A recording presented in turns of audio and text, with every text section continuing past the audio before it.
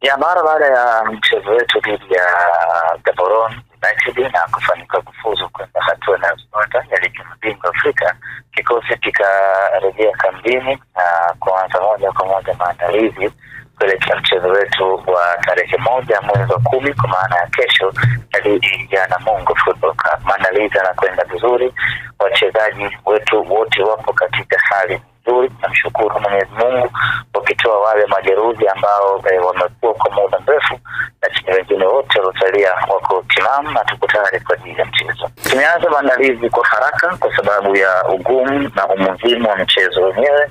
Pamoja na fahamu bora aliokuwa nao mpinzani wetu Namungo, haupaswi kwenda kwa kichwa, lazima ufanye maandalizi mazuri, maandalizi makubwa. Kwa hiyo tumeanza maandalizi kwa ajili ya kwenda kumkabili Namungo na hatimaye tupate alama 3 dhidi ya wapinzani wetu hao kutoka kusini na Tanzania. Na ukiangalia kuna minong'ono Ahmed kutoka kwa baadhi ya mashabiki wa klabu ya Simba mara baada ya mechi dhidi ya Gaborone kwamba wachezaji fitness yao inaonekana iko chini sana kwa mchezaji mmoja. Hilo limetokana na nini kwa namna ambavyo litazama ile mechi? Hiyo ni tathmini ya watu.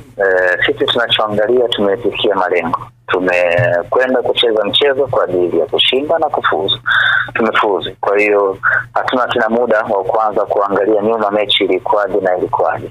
Lakini lazima tuwape pongezi zao wapinzani wetu, walikuwa bora kweli, wakaweza kutukamata.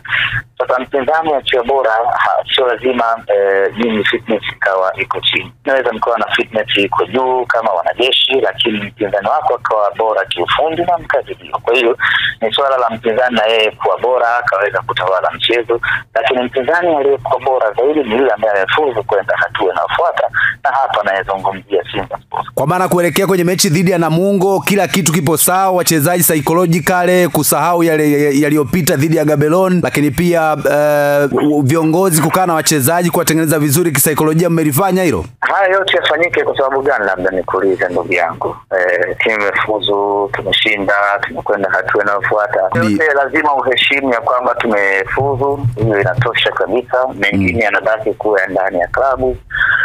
Mwalimu mpya atakapokuja atashughulikia mambo yote ambayo yanaonekana hayako sawa, lakini sisi tunasonga mbele kuendelea na mechi inayofuata dhidi ya Namungo. Swala mchakato kumpata mwalimu mpya linaendeleaje nalo? Ya mchakato umefikia pazuri. Ndani ya wiki hizi tunaamini kabisa mwalimu atakuwa tumeshamtangaza, na baada ya kumtangaza ataanza kazi moja kwa moja ya kuwanoa vijana wake. Inasemekana Ahmad Ally wa JKT Tanzania naye mnamtafuta Ahmed. Inasemekana. Sasa ni ngumu kujibu